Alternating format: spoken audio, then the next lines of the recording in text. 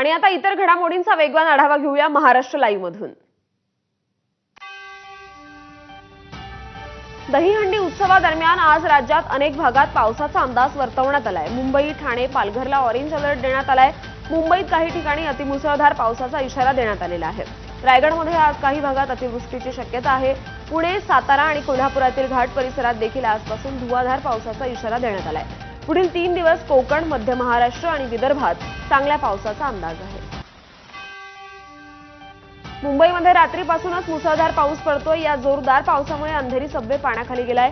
Andheri Subway सखल भाग असल्याने तिथे पाणी साचलंय। वाहन चालकांनी गाड्या चालवताना काळजी घेण्याचं प्रशासनानं आवाहन केलंय।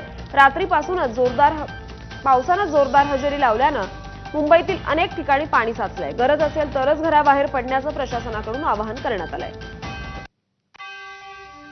मुंबईत रात्रीपासूनच पावसाची जोरदार बॅटिंग सुरू आहे। अनेक सखल भागांमध्ये पाणी साचलंय। मुंबईतील कुर्ला, चेंबूर भागात देखील पाणी साचलेलं आहे। नागरिकांनी बाहेर पडताना काळजी घेण्याचं आवाहन प्रशासनानं केलंय। पुढील 3 तासात मुसळधार ते अतिमुसळधार पाऊस पडण्याचा अंदाज हवामान विभागानं वर्तवलाय। छत्रपती संभाजीनगरच्या अनेक भागांमध्ये पावसाने हजेरी लावली आहे। संभाजीनगर तालुक्यातील मुरुमखेडा, बनगाव, कुबेर, गेवराई, लाहुकी यासह अन्य भागात ढगफुटी सदृश पाऊस झालाय। अचानक झालेल्या पावसामुळे नागरिकांची तारांबळ उडाली। अनेक घरांमध्ये पाणी शिरलं, नदी नाले ओसंडून वाहत आहेत। चिपळूणसह परिसरात पावसाचा जोर वाढलाय। अनेक भागात जोरदार पावसानं हजेरी लावली।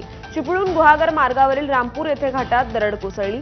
मोठ्या प्रमाणात दगड आणि माती रस्त्यावर आल्यानं वाहतुकीस अडथळा येतोय। स्थानिकांच्या मदतीनं दरड बाजूला करण्याचं काम सुरू आहे। धाराशिवमध्ये मुसळधार पावसामुळे तेरणा डॅम ओव्हरफ्लो झालाय। तेरणा डॅमवर पर्यटकांनी गर्दी केली आहे। सलग सुट्ट्यांमुळे नागरिक पर्यटनाला येत आहेत। नागरिकांनी मजा मस्ती करताना काळजी घेण्याचं आवाहन प्रशासनानं केलंय।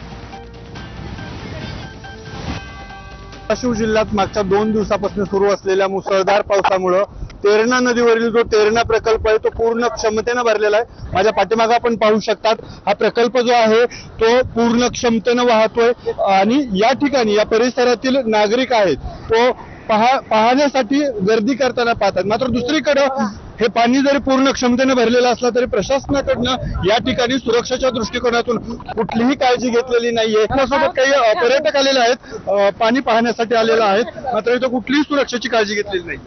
नमस्कार, मी डॉक्टर अपर्णा पसारकर लातूरवरून आलेली आहे। तर इथं पाणी खरंच प्रचंड पाऊस खूप झालेला आहे। अख्खा मराठवाड्याला पाणी वर्षभर पुरेल एवढं पाणी इथं संचय झालेला आहे। पण खरंच सुरक्षेची गरज आहे असं मला वाटतं। साहेब शेळके, एबीपी माझा, धाराशिव। अमरावती जिल्ह्यातील चांदूर बाजार तालुक्यात ढगफुटी सदृश पाऊस झाल्यानं नागरिकांची तारांबळ उडाली आहे। माधान गावातील रस्त्यांना अक्षरशः नदीचं स्वरूप प्राप्त झालंय। तर गावातील अनेक घरांमध्ये पाणी शिरल्यानं घरातील जीवनावश्यक वस्तू आणि अन्नधान्याचं देखील मोठ्या प्रमाणात नुकसान झालंय।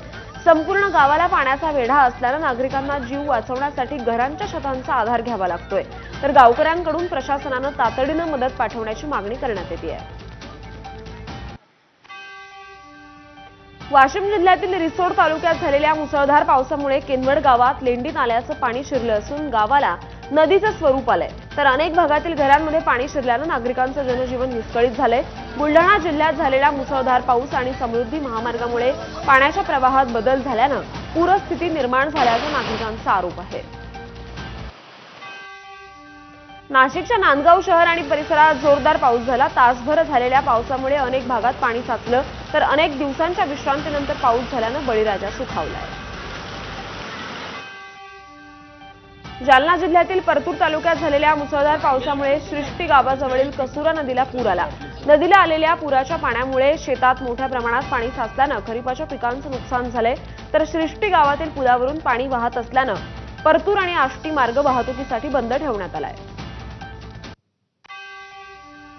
देशभरात कृष्ण जन्माष्टमीचा उत्साह पाहायला मिळतोय। मथुरेपासून ते अगदी मदुराईपर्यंत उत्साह आहे। मुंबई आणि दिल्लीच्या इस्कॉन मंदिरात भाविकांनी मोठी गर्दी केली आहे। मंदिरांमध्ये भाविकांच्या दर्शनासाठी लांबच लांब रांगा लागल्या आहेत। हरे राम हरे कृष्णाच्या गजरानं मुंबई, मथुरा आणि दिल्लीचं इस्कॉन मंदिर दुमदुमून गेलंय।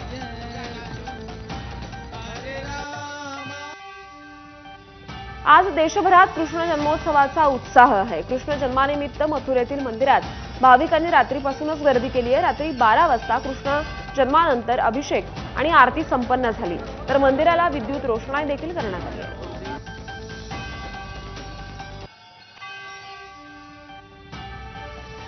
जुहूच्या इस्कॉन मंदिरात देखील श्रीकृष्ण जन्माष्टमी साजरी होते. जन्माष्टमी निमित्त मंदिराला विविध रंगी फुलं आणि विद्युत रोषणाई करण्यात आली.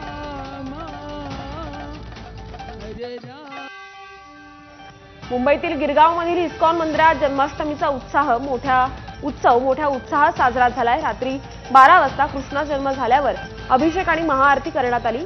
यानंतर रासलीला आणि दहीहंडी सारख्या पारंपरिक कार्यक्रमांचं आयोजन करण्यात आलं.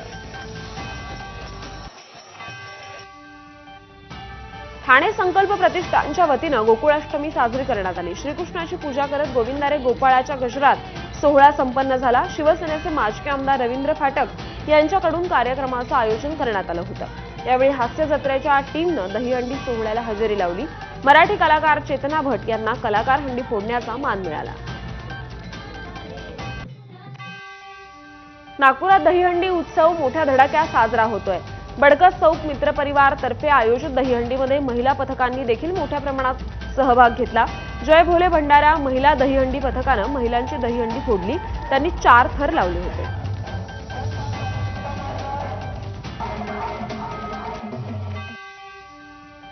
ठाण्यात ठाकरे सेनेचे माजी खासदार राजन विचारे यांनी दिव्यांग आणि कॅन्सर पीडित मुलांसाठी दहीहंडीचं आयोजन केलं. जांभळी नाका चिंतामणी चौक परिसरात दहीहंडी उत्सव साजरा करण्यात आला. उच्च न्यायालयाच्या आदेशाप्रमाणे 6 फुटांपर्यंतच्या सर्व गणेश मूर्त्यांचं विसर्जन कृत्रिम तलावात करण्यात येणार आहे, तर 6 फुटांपेक्षा जास्त उंचीच्या मूर्त्या नैसर्गिक जलस्रोतात विसर्जित करण्यात येणार आहेत. त्यामुळे कृत्रिम तलाव आणि फिरत्या विसर्जन व्यवस्थेत वाढ करण्यात आली आहे. गेल्या वर्षीपेक्षा 1.5 पटीनं जास्तीची विसर्जन व्यवस्था ठाणे महापालिकेतर्फे करण्यात येत असल्याची माहिती महापालिका आयुक्त सौरभ राव यांनी दिली आहे. गणेशोत्सव उत्साहात साजरा करताना नागरिकांची कोणतीही गैरसोय होणार नाही याची काळजी घेऊया असं आवाहनही आयुक्तांनी केलंय. पनवेल महानगरपालिका आणि मोराज गणेशोत्सव मंडळाच्या वतीनं शाडू मातीपासून गणेश मूर्ती बनवणं या उपक्रमाचं आयोजन करण्यात आलं होतं. कार्यशाळेत लहान मुलांपासून प्रौढांनी देखील सहभाग घेत मातीपासून गणेश मूर्ती बनवण्याचं प्रशिक्षण घेतलं. यावेळी कार्यशाळेत सहभाग घेतलेल्यांनी आपली कला दाखवली. या कार्यशाळेच्या माध्यमातून पर्यावरणपूरक गणेशोत्सवाबाबत जनजागृती करण्यात आली.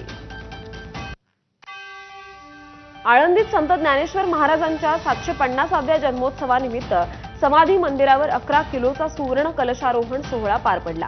राज्याचे उपमुख्यमंत्री एकनाथ शिंदे यांच्या हस्ते महाद्वार पूजन झालं. यानंतर कलशाची पूजा मुख्यमंत्री देवेंद्र फडणवीस यांच्या हस्ते झाली. दरम्यान सोहळ्याच्या पूर्वसंध्येला अलंकापुरीतून प्रदक्षिणा मार्गानं ज्ञानोबा तुकोबांच्या गजरात ढोल ताशांच्या निनादात सुवर्ण कलशाची मिरवणूक काढण्यात आली. राज्यात उत्कृष्ट सेवा बजावणाऱ्या पोलीस, अग्निशमन दल, प्रशासकीय अधिकारी आणि कर्मचाऱ्यांना केंद्र सरकारकडून 70 पदकं जाहीर झाली आहेत. यामध्ये पोलीस शौर्य पदक, विशिष्ट सेवेकरिता राष्ट्रपती पदक आणि गुणवत्तापूर्ण सेवेसाठी ही 70 पदकं जाहीर करण्यात आली आहेत. मुख्यमंत्री देवेंद्र फडणवीसांनी या सर्व कर्मचाऱ्यांचं अभिनंदन केलं. राज्याच्या सुरक्षेसाठी आणि नागरिकांच्या हितासाठी स्वतःचा जीव धोक्यात घालून सेवा बजावणाऱ्या सर्व पदक विजेत्या अधिकारी आणि कर्मचाऱ्यांचं मनपूर्वक अभिनंदन करतो असं फडणवीस म्हणाले. अभिनेत्री आणि खासदार कंगना रनौतनं शिर्डीत साईबाबांचं दर्शन घेतलं. साईबाबांच्या धूप आरतीला त्यांनी हजेरी लावली. यावेळी राज ठाकरेंच्या कन्या उर्वशी ठाकरेही कंगना यांच्यासोबत दिसल्या. यावेळी राजकीय विषयांवर भाष्य करण्यास कंगना यांनी नकार दिला. रजनीकांत यांच्या कुली या चित्रपटानं रिलीजच्या पहिल्याच दिवशी 150 कोटींपेक्षा जास्त कमाई केली आहे. चित्रपटानं रिलीजच्या पहिल्याच दिवशी जागतिक तिकीट खिडकीवर 151 कोटींपेक्षा जास्त कमाई करून तमिळ चित्रपटांसाठी सर्वात मोठा विक्रम रचलाय. लोकेश कानागराज यांनी हा चित्रपट दिग्दर्शित केलाय. चित्रपटात रजनीकांत एका कुलीची मुख्य भूमिका साकारत आहेत. खलनायकाच्या भूमिकेत सौबिन शाहीर आहेत. उपेंद्र, श्रुती हासन, सत्यराज, नागार्जुन आणि एका विशेष भूमिकेत बॉलिवूड अभिनेता आमिर खान यांचा समावेश आहे. सुपरस्टार रजनीकांत यांनी सिनेसृष्टीत 50 वर्ष पूर्ण केल्याबद्दल पंतप्रधान नरेंद्र मोदींनी त्यांचं अभिनंदन केलंय. त्यांच्या उल्लेखनीय प्रवासाचे आणि पिढ्यानपिढ्या प्रेक्षकांवर त्यांच्या कामाचा कायमस्वरूपी प्रभावाचं कौतुक केलं. रजनीकांत यांच्यासोबतचा फोटो शेअर करत मोदींनी शुभेच्छा दिल्या. गुरुवारी त्यांच्या बहुप्रतीक्षित कुली चित्रपटाच्या प्रदर्शनासोबतच हा पराक्रम झालाय। त्यामुळे सेलिब्रिटी आणि राजकारण्यांनी देखील त्यांना ब्लॉकबस्टर चित्रपटाच्या शुभेच्छा दिल्या। रजनीकांत यांनी अनेक सुपरहिट चित्रपट आजपर्यंत केलेले आहेत।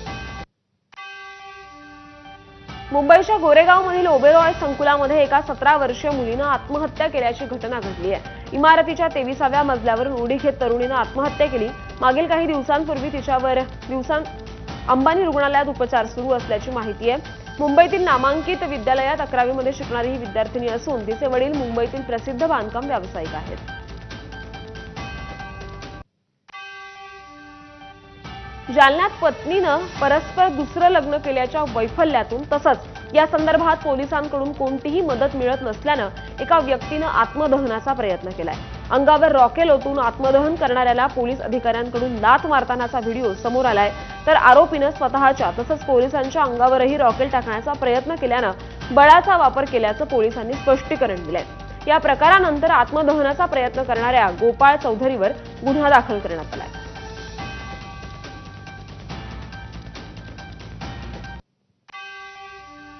पालघरमध्ये भरधाव एसटीनं झाडाला धडक दिली। किराट गावाच्या हद्दीत हा अपघात झाला। चालकाचं नियंत्रण सुटल्यानं बस झाडावर आदळलेली आहे। या अपघातात मोठी जीवितहानी टळली आहे, परंतु बसचे ब्रेक फेल झाल्यानं हा अपघात झाल्याचा दावा आता चालकानं केलेला आहे। कल्याण डोंबिवलीच्या खड्ड्यांबाबत अभिनेत्री हिमानी शिवपुरीनं टीका केली आहे। रस्त्यावर प्रवास करताना त्यांनी कल्याण डोंबिवली प्रशासन आणि राज्यकर्त्यांना सवाल करत खड्ड्यांबाबत नाराजी व्यक्त केली। रस्ते बनवण्याची पद्धतच आश्चर्यकारक आहे, कारण रस्ते तात्काळ तयार होतात आणि लगेचच खराब होतात, असं शिवपुरी म्हणाल्या। बेस्ट कर्मचारी पतपेढीच्या निवडणुकीत आर्थिक गुन्हे शाखेची एंट्री झाली आहे। आर्थिक गुन्हे शाखेकडून संचालक मंडळाची प्राथमिक चौकशी सुरू आहे। पतपेढीवर गेल्या अनेक वर्षांपासून ठाकरेंच्या शिवसेनेचं वर्चस्व आहे। पतसंस्थेची 12 कोटी 40 लाखांची फसवणूक केल्याची तक्रार आहे। सभासदाच्या तक्रारीनंतर आर्थिक गुन्हे शाखेकडून प्राथमिक चौकशी करण्यात आली। 18 ऑगस्टला पतपेढीच्या संचालक मंडळाची निवडणूक आहे।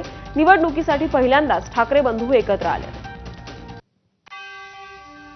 जालना दौऱ्यावर असलेल्या मंत्री पंकजा मुंडे यांनी शिवसेना आमदार अर्जुन खोतकर यांच्या निवासस्थानी जाऊन त्यांना राखी बांधली। मुंडे आणि खोतकर कुटुंबाचे अत्यंत जिव्हाळ्याचे संबंध असून स्वर्गवासी गोपीनाथ मुंडे अर्जुन खोतकर यांना मानसपुत्र मानायचे, त्यामुळे आपण भावाला राखी बांधण्यासाठी आल्याचं पंकजा मुंडेंनी सांगितलं।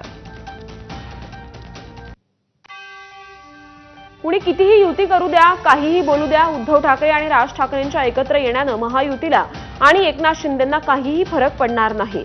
मुंबई, ठाणे, पनवेल सगळीकडे महायुतीचेच नगरसेवक निवडून येतील।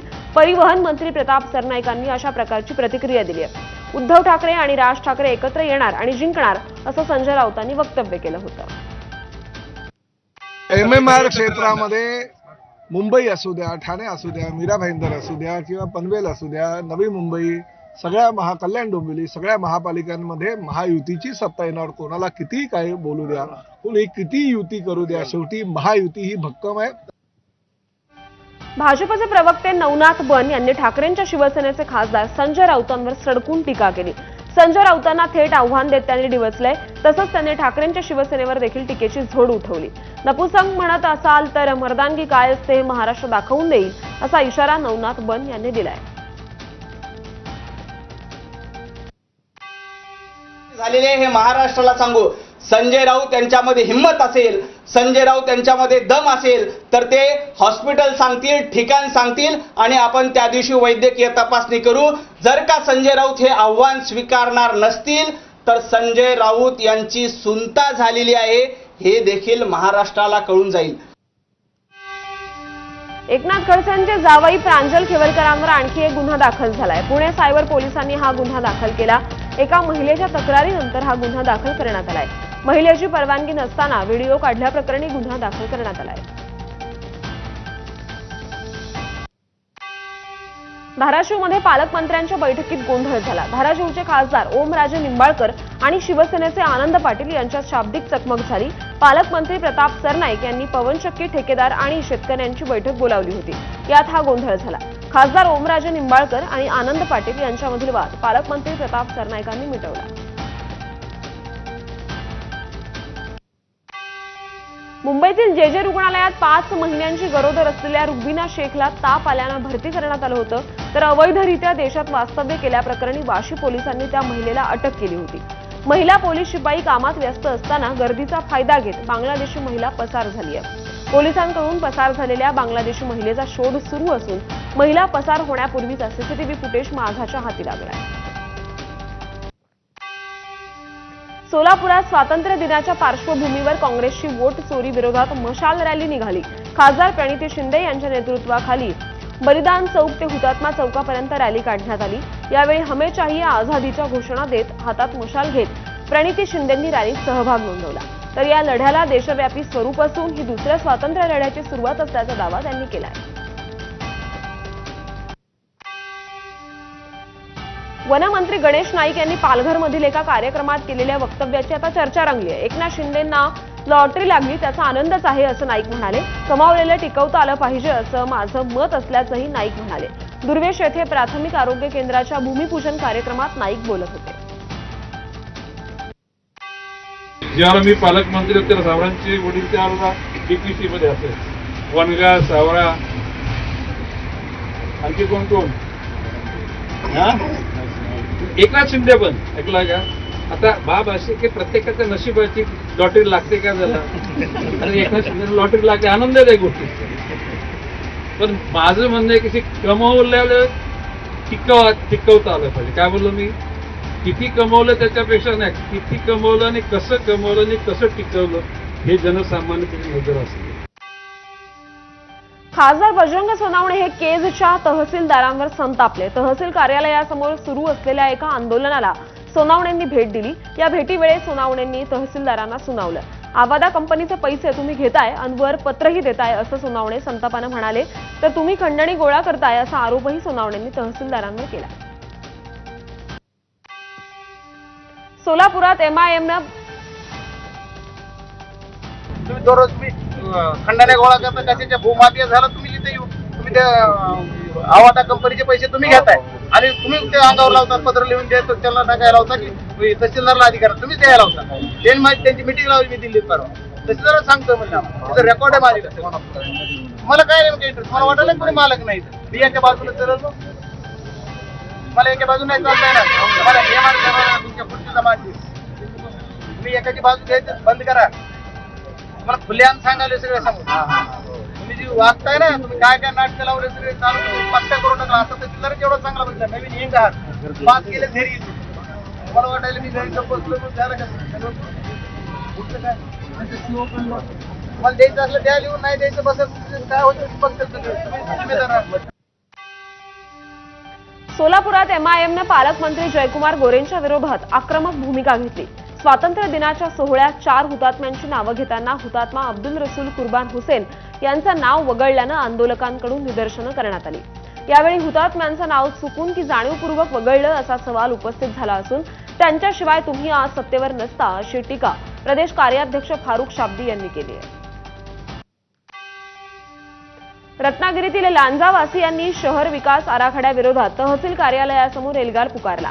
टंडन सॉल्युशन प्रायव्हेट लिमिटेड कंपनीनं तयार केलेला आराखडा चुकीचा असल्याचा आरोप यावेळी आंदोलकांनी केला. तर ताबडतोब या आराखड्याला स्थगिती देण्याची मागणी देखील त्यांनी केली. पुण्यातील रस्ते विकास मंडळाच्या 2.25 एकर जागेच्या मुद्द्यावर विविध आंबेडकरी संघटनांकडून ठिय्या आंदोलन करण्यात आलं. डॉक्टर बाबासाहेब आंबेडकर यांच्या सांस्कृतिक केंद्राच्या विस्तारीकरणासाठी ही जागा देण्याची मागणी आंदोलकांनी केली. यापूर्वी ही 2.25 एकर जागा 500 कोटी रुपयांमध्ये बिल्डरला देण्यात आली होती. मात्र आंबेडकरी संघटनांच्या आंदोलनानंतर सरकारनं हा निर्णय मागे घेतलाय. आता सरकारकडून या जागेचा उपयोग स्मारकाच्या विस्तारीकरणासाठी करण्यात यावा अशी मागणी करण्यात येते.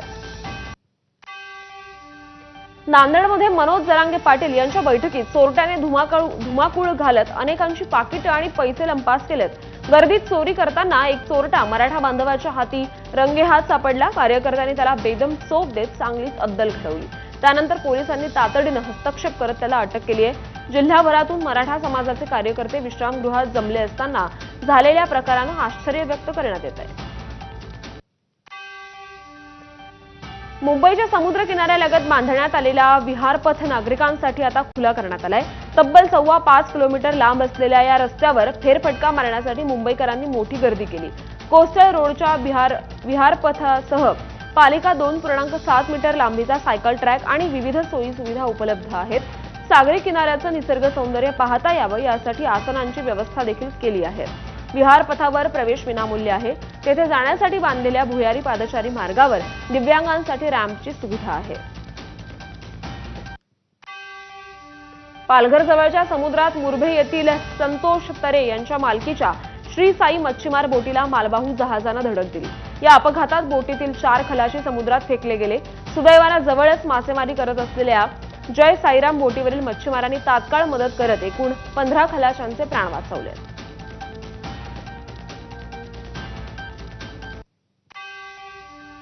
बुलढाण्यात जलसमाधी आंदोलन सुरू असताना एक आंदोलक वाहून गेला. जिगाव प्रकल्पाजवळ आंदोलन सुरू असताना ही दुर्घटना घडली. जिगाव प्रकल्प बाधित गावांमधील आडोळ या पुनर्वसित गावात प्रशासनानं अचानक रस्ता बदलल्यानं गावातील नागरिक आक्रमक झाले होते. यावेळी आंदोलक विनोद पवार यांनी पाण्यात उडी घेतली. पाण्याचा प्रवाह जास्त असल्यानं ते वाहून गेले. या दुर्घटनेचा एक्सक्लुझिव्ह व्हिडिओ एबीपी माझाच्या हाती लागलाय. दरम्यान दुर्घटनेच्या 2 तासांनंतर शोध मोहीम सुरू केल्याचा आरोप आंदोलकांनी केलाय. सध्या अंधारामुळे प्रशासनानं शोध मोहीम थांबवली आहे. या घटनेनंतर काँग्रेसनं आक्रमक पवित्रा घेतला असून प्रशासकीय अधिकाऱ्यांवर गुन्हे दाखल करण्याची मागणी केली.